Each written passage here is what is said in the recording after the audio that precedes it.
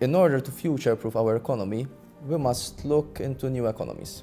And basically, given the fact that for the past 15 years, so to speak, we were very successful in providing a regulatory environment for the iGaming industry, which is basically a technological product, because nowadays gaming is more of a technological product rather than the traditional product of casinos or land-based activity.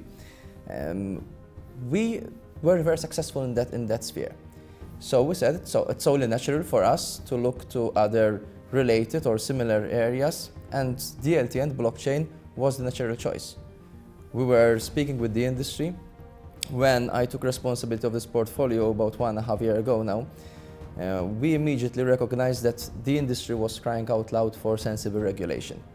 So we know that basically these operators were operating all across Europe and in other regions, in other continents, but there were no country that provided sensible regulation in a holistic way. After the successful strategy in putting Malta on the map when it comes to DLT, in fact, we have also been entitled with the moniker, so to speak, the blockchain island. The next step is to also go into the area of artificial intelligence.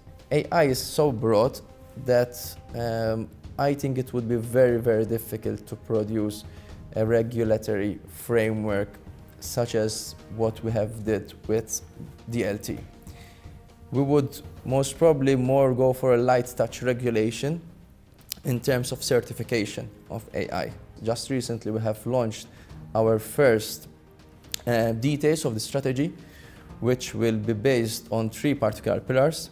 That is to attract FDI companies and startups to Malta, to adopt AI in government services and civil servants and what we do as a government in our day-to-day operations, and also the same would be replicated for the private industry.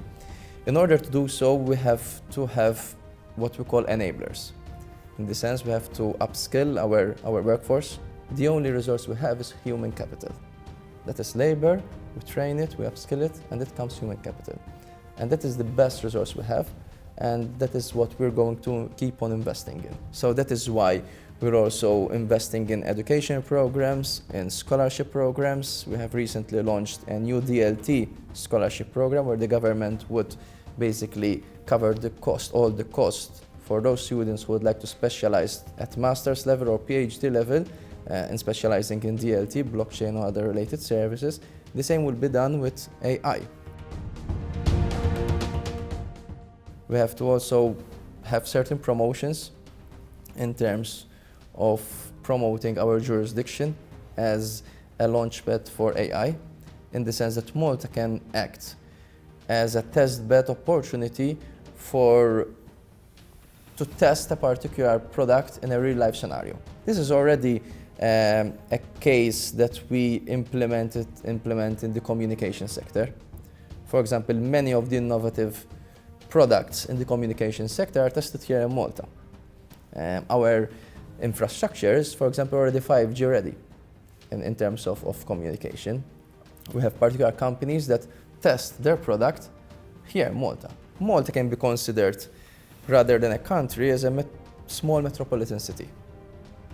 But it's a city that has all the dynamics of a big city in terms of lifestyle, in terms of ICT infrastructure, in terms of education. We are an EU member state, so we have the EU regulation. So in order to test a particular product, you can test it here in Malta and then springboard it to the world.